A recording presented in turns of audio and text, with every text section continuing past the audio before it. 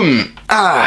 Bonjour à tous et bienvenue dans cette nouvelle vidéo. Alors aujourd'hui, vidéo vraiment hyper tranquille. J'ai vraiment pas du tout envie de me prendre la tête, j'ai envie de faire un truc posé, calme et extrêmement détendant. Je sais pas si ça se dit, mais c'est pas grave, j'ai inventé le mot, ajoutez-le au dictionnaire s'il vous plaît. J'ai envie de vous parler de bouquins. Je me suis dit que j'allais vous présenter tout simplement 5 livres qui sont intéressants et très sympas si vous aimez Harry Potter. Alors évidemment, dans les bouquins que je vais vous présenter, je vais pas parler des bouquins Harry Potter en eux-mêmes. Non, là, les 5 bouquins dont je vais vous parler, c'est des bouquins qui sont écrits autour de l'univers de Harry Potter. Ce ne sont pas les livres Harry Potter, c'est des livres qui ont été écrits pour mieux comprendre un petit peu l'univers, pour essayer de comprendre un petit peu comment ça a été écrit, pour essayer de mieux comprendre un petit peu la philosophie qui se cache derrière, il y a des analyses, enfin bref, vous allez voir, il y a tout un tas de choses et il y en a vraiment pour tous les goûts. C'est des bouquins que personnellement, alors je les ai pas tous complètement lus, je les ai surtout pour la plupart un petit peu feuilletés, je m'en sers régulièrement aussi pour faire mes vidéos, mais dans tous les cas, ce sont 5 livres que je trouve vraiment super sympas et vraiment très intéressants. Et en plus, pour certains, ils sont même carrément super jolis, donc du coup, bah, que demande le peuple? Donc voilà, comme ça, si jamais vous avez envie de vous acheter un bouquin autour de l'univers de Harry Potter, bah ça vous donnera peut-être des idées. Si jamais vous connaissez quelqu'un qui aime Harry Potter et que vous savez pas quoi lui offrir comme cadeau, bah ça peut aussi vous donner des idées de cadeaux, donc bah cette vidéo finalement elle est faite un peu pour tout le monde. Pour certains de ces livres, je vous les ai déjà peut-être présentés sur Instagram, puisque je présente pas mal d'objets de ma collection sur Instagram en général, pour vous montrer un petit peu mes nouveaux achats, etc. Et si vous voulez me suivre sur Instagram, je vous mets le lien dans la description, c'est Dionixes-off. Ouais je sais, j'ai mis le "off" pour officiel, parce que voilà, je me la pète énormément, hein. Bref, allez, on arrête, parce qu'on rigole, mais en attendant, on avance pas trop, hein. Il est temps de passer à la présentation des différents livres, donc je vous montre le livre numéro 1. Le premier livre est donc celui-ci, Le monde antique de Harry Potter, écrit par Blandine Le Calais. C'est une encyclopédie sur Harry Potter. C'est comme un dictionnaire, c'est dans l'ordre alphabétique et à l'intérieur vous avez tous les termes, tous les mots, tous les noms propres qui apparaissent dans l'univers de Harry Potter, et à chaque fois vous avez un texte qui vous explique qui est cette personne, à quoi ça fait référence, à quoi ça fait allusion au niveau du mot en question. Par exemple, une chimère, qu'est-ce que c'est? Si je prends une autre page, bah voilà, McGonagall, qui est ce personnage? Vous avez aussi les sorts à l'intérieur, les explications des sorts. Et c'est un livre qui est pas vraiment un livre que vous allez lire le soir sur votre table de chevet. C'est pas un livre qui se prête à une lecture en continu, si j'ose dire. C'est plutôt un livre vers lequel vous allez vous diriger si jamais à un moment donné vous entendez un truc dans Harry Potter et ah tiens, c'est quoi ce truc là, et je vais aller voir dans le dictionnaire. C'est complètement un dictionnaire sur tous les mots que vous pouvez entendre dans Harry Potter. Et moi personnellement je m'en sers pas mal pour faire mes vidéos, parce qu'en général quand je suis en train de faire une vidéo comme par exemple la dernière que vous avez vue, celle sur l'arithmancie, et ben je me suis servi de ce livre là justement pour savoir un petit peu ce qu'était l'arithmancie, puisqu'il y avait un petit paragraphe qui expliquait ce que c'était que l'arithmancie. Très très bon bouquin, je m'en sers très régulièrement, et en plus la couverture elle est super jolie, elle est un peu bleu marine avec des petites dorures et tout, c'est très sobre finalement, et moi j'aime énormément. Donc voilà, j'ai pas grand chose à ajouter sur ce livre là, c'est une encyclopédie avec tous les termes de Harry Potter, avec des explications qui sont toujours très très bien ressourcées et surtout très très bien expliquées. J'ai vraiment trouvé ça extrêmement bien. Et puis vous avez aussi, alors je veux quand même vous montrer parce que ça aussi ça vaut peut-être le coup, quand vous commencez à une lettre, vous avez toujours une superbe illustration comme celle-ci. Là par exemple, vous allez avoir tous les mots qui commencent par H dans l'univers de Harry Potter, vous avez une petite illustration qui est vraiment très très très jolie. Et alors à vérifier, je suis pas allé aussi loin que ça dans la description des dessins et dans l'observation, mais je me demande si justement tout ce qu'il y a autour de la lettre ici n'est pas un des mots qui commence par H et qu'on peut trouver juste après dans la partie qui commence par H. Des mots qui commencent par H, je veux dire. Bref, excellent bouquin, je vous le recommande chaleureusement si jamais vous avez, vous aimez Harry Potter tout simplement, comme tous les autres bouquins de cette vidéo. C'est tout, il n'y a pas grand chose à dire de plus. De toute façon, effectivement, tous les bouquins que je vous présente aujourd'hui, c'est des bouquins que j'aime bien, donc évidemment que je vais pas vous dire que c'est de la merde.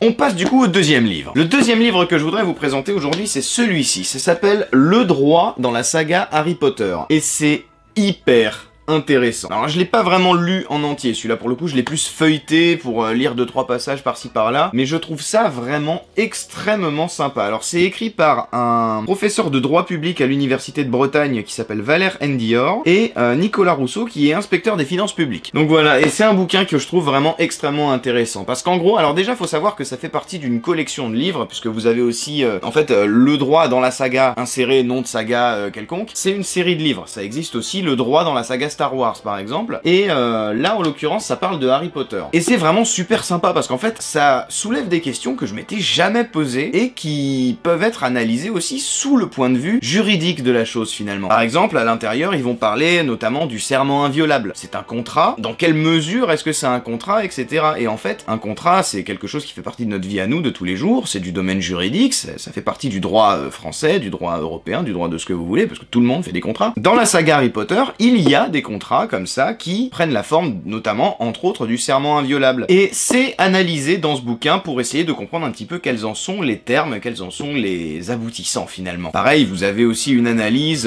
du système finalement politique de la saga Harry Potter, comment fonctionne exactement la politique dans la saga Harry Potter, en Angleterre en tout cas. Ah oui voilà, et pareil, à certains moments vous avez des procès dans Harry Potter, ben voilà, quelles sont les modalités de ces procès, comment est-ce que ça fonctionne, est-ce que c'est vraiment des bons procès finalement, vous voyez, il y a des analyses là-dedans, parce qu'il y a tout un chapitre qui s'appelle « Rendre la justice et faire régner l'ordre », donc là pour le coup ça va vraiment s'appuyer sur le système judiciaire qui est présent dans le monde des sorciers, le rôle des aurores par exemple aussi, qui finalement joue un peu le rôle de la police, la légalité aussi dans le monde de Harry Potter, il y a des sortilèges qui sont illégaux, des sortilèges impardonnables, etc. Il y a une prison, en fait il y a tout un monde juridique derrière qu'il est possible d'analyser, et c'est ce qui est fait dans ce bouquin, et je trouve ça vraiment extrêmement intéressant. Et ce livre fait donc partie des 5 bouquins que je vous conseille aujourd'hui dans cette vidéo. Passons maintenant au suivant, le livre numéro 3. Alors le livre numéro 3 pour le coup c'est un petit peu mon chouchou, je vais pas vous mentir parce que c'est un livre qui me touche tout particulièrement. C'est un livre qui s'appelle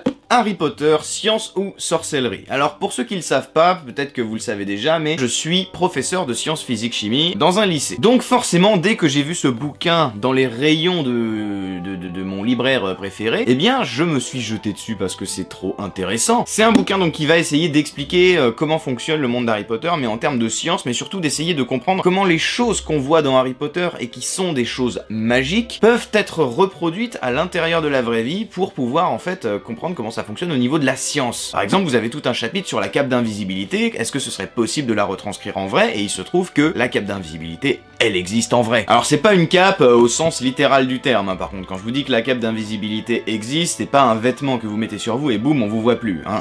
Qu'on soit bien clair, ça n'existe pas par contre. Par contre, ce qui existe, ce sont des revêtements qui peuvent être utilisés pour faire en sorte de dévier la lumière de manière à ce qu'on ait l'impression que l'objet est invisible. En fait, on a l'impression de voir à travers, en fait, c'est juste qu'on a fait faire le tour de l'objet à la lumière avant de la faire venir jusqu'à nous. Enfin bref, bon, je vais pas rentrer dans les détails, on n'est pas là pour ça, mais en gros, ça explique pas mal de choses qui mêlent en fait la science et la sorcellerie, littéralement. Il y a tout un chapitre qui parle des baguettes magiques, il y a tout un chapitre qui parle de la botanique, des potions, etc. Et comment est-ce qu'en fait, dans la vie de tous les jours, on pourrait relier ça avec la science. C'est vraiment un super livre. C'est écrit par Mark Brake et John Chase aux éditions De Book. Il y a un chapitre qui vous parle des prophéties, il y a un chapitre qui s'appelle La science a-t-elle des limites comme la magie de J.K. Rowling en a.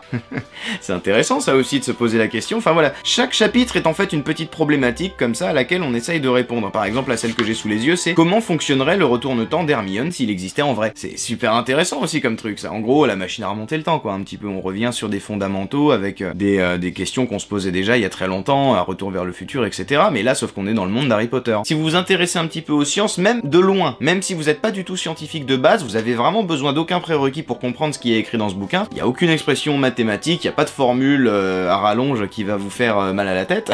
C'est vraiment accessible à n'importe qui, même si vous connaissez rien du tout en sciences physiques, chimiques, sciences SVT, etc. Peu importe, vous pouvez le lire, vous pouvez vous le procurer. En plus, la couverture, je la trouve vraiment extrêmement jolie. Je trouve que c'est vraiment des jolis livres hein, pour l'instant que je vous ai présenté. Hein. Celui-ci, c'est peut-être un de mes préférés parmi les 5 même, pour tout vous dire. Mais bon, je suis prof de physique-chimie, donc forcément mon avis il est un petit peu biaisé. Bref, ne perdons pas plus de temps, passons maintenant au livre numéro 4 de cette vidéo. Alors le livre numéro 4, je vais vous avouer, je suis un petit peu obligé, c'est un livre qui a été écrit par un pote à moi. Mais ça n'a rien à voir avec le fait que je le trouve intéressant, je le trouve vraiment intéressant. C'est un livre qui s'appelle Harry Potter et le secret des alchimistes, écrit par J.P.Q. Bieck. Et donc c'est un bouquin qui s'appelle donc Harry Potter et le secret des alchimistes, qui est tout simplement une analyse de tous les symboles que vous pouvez avoir dans Harry Potter. Donc si vous connaissez pas la personne qui a écrit ce livre, vous pouvez retrouver pas mal des thématiques qu'il y a dans le livre sur la chaîne YouTube Lumos pour un moldu, parce que c'est lui qui a fait ce livre et qui est aussi à la tête de cette chaîne-là. Et alors pareil, celui-là je l'ai pas encore vraiment lu parce que vous voyez le pavé, hein, il est vraiment énorme, j'ai plein de livres à lire, donc malheureusement j'ai pas vraiment le temps de tout lire. Mais par contre, je l'ai encore une fois un petit peu feuilleté. Je sais que ça revient un peu souvent, mais bon, qu'est-ce que vous voulez. Pour le coup, donc ce livre-là, c'est littéralement une analyse de tout ce que vous allez avoir dans Harry Potter. Le miroir du Riséd, qu'est-ce que ça veut dire? C'est le symbole de quoi? Qu'est-ce que ça représente dans la culture déjà de base avant d'avoir été mis dans Harry Potter? La symbolique du miroir, qu'est-ce que ça signifie, etc. Vous avez vraiment plein de choses comme ça, c'est extrêmement sourcé, c'est bourré de références extrêmement intéressantes, et c'est un monstre de culture générale, l'auteur de ce bouquin. Pour le connaître un petit peu, vraiment, c'est quelqu'un de très érudit, j'ai envie de dire, c'est quelqu'un qui connaît énormément de choses en termes de culture générale sur tout un tas de choses. Et en l'occurrence, ce livre-là fait vraiment honneur à la saga de J.K. Rowling, parce qu'il va vraiment décortiquer le moindre petit symbole, le moindre objet à l'intérieur de Harry Potter, et en faire quelque chose, essayer de comprendre ce que J.K. Rowling a voulu dire par là, essayer de comprendre ce que ça pourrait représenter, ce que ça pourrait signifier, et c'est vraiment extrêmement intéressant. Et d'ailleurs, je ne vous en parle pas uniquement pour ça, mais si vous avez aimé la vidéo sur la théorie du deuil, qui est la première vidéo que j'ai faite sur Harry Potter, elle est dedans, et je suis même cité dans le livre. Il y a mon nom dans le bouquin, parce que la théorie du deuil vient de ma vidéo, et donc je suis parmi les références et les sources de ce magnifique bouquin. Voilà, donc encore une fois, un bouquin que je vous conseille chaleureusement, vous pouvez le trouver très facilement sur internet. Et nous allons passer au dernier livre que je voudrais vous présenter. Pour le coup, celui-ci, alors on finit en beauté, parce que le livre est magnifique, et je trouve qu'il y a vraiment des choses extrêmement intéressantes à l'intérieur, mais par contre c'est un des bouquins, probablement le bouquin le plus connu de ceux que je vais vous montrer, parce qu'il est extrêmement souvent sur les stands de bouquins qui sont des livres en lien avec Harry Potter, on le trouve vraiment régulièrement, c'est ce livre-là, mais bon sang, qu'est-ce qu'il est bien. Je sais pas si à un moment donné vous avez eu envie de l'acheter, mais si vous avez envie de l'acheter, achetez-le, il est génial.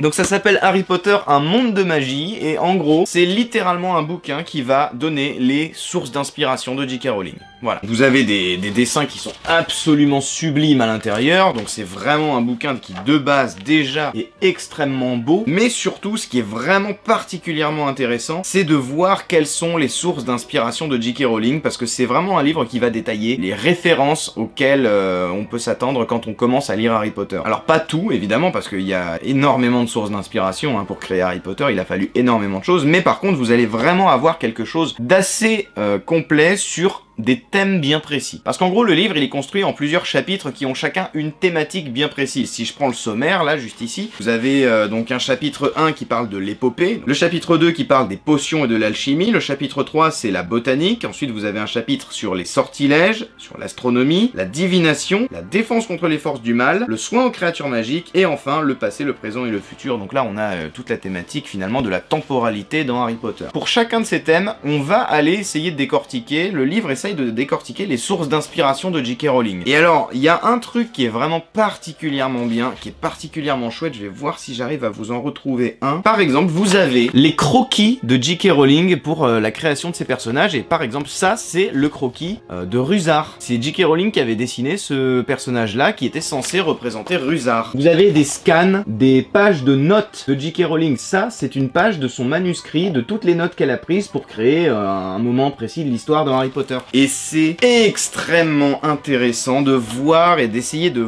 comprendre un petit peu comment est-ce qu'elle avait vraiment imaginé la chose à la base. La page juste à côté, vous avez un petit dessin d'elle qui avait dessiné le Choixpeau. Donc voilà, ce bouquin-là, pour le coup, je m'en suis servi pour une vidéo il y a extrêmement longtemps, parce que j'avais fait il y a longtemps une vidéo sur les origines et les sources d'inspiration de Harry Potter. J'ai pas tout traité, donc on en refera sûrement une dans quelques temps d'ailleurs, parce que ça m'intéresserait en plus d'en refaire une. Il y a beaucoup de choses qui sont vraiment très sympas à étudier. Je vous la mets juste là d'ailleurs si ça vous intéresse. Si jamais vous voulez comprendre un petit peu comment a été construite l'histoire, je vous recommande très chaleureusement ce bouquin. Voilà, écoutez les amis, c'est la fin de cette vidéo. Je vous ai montré tous les livres que je voulais vous présenter. Il y en avait 5 au total. Peut-être qu'il y en aura d'autres à l'avenir. Si jamais je trouve suffisamment de bouquins que je trouve intéressants, peut-être qu'il y aura une version 2 de cette vidéo. N'hésitez pas à m'envoyer vos suggestions de livres, si jamais vous avez des idées, des livres que vous aimez bien et que vous voudriez que je regarde, et peut-être pour pouvoir ensuite les présenter, ça m'intéresse beaucoup. Alors dites-moi tout ça dans les commentaires. N'hésitez pas aussi à me dire quel est votre livre préféré parmi ceux que je viens de vous présenter. Est-ce que vous en avez chez vous? Est-ce que vous les avez lus? Et qu'est-ce que vous en pensez dites-moi tout ça dans les commentaires. Encore une fois, j'ai très hâte de lire tous vos avis, je suis très curieux de savoir ce que vous en pensez. Je vous invite bien évidemment à vous abonner, à mettre la petite cloche pour ne louper aucune vidéo, à mettre un petit pouce en l'air, et si vous voulez qu'on garde contact également entre les différentes vidéos, je vous invite à me suivre sur tous mes réseaux sociaux, j'ai Facebook, j'ai Twitter, j'ai Instagram, je suis très actif surtout sur Instagram, alors n'hésitez pas à aller y jeter un petit coup d'œil, tout est dans la description. Et sur ces bonnes paroles, eh bien ma foi j'ai fini de parler, donc je vais vous laisser. Je vous dis à très bientôt pour une prochaine vidéo, et en attendant, vous le savez, comme d'habitude, je vous fais des bisous. À la prochaine, c'était Xio, ciao!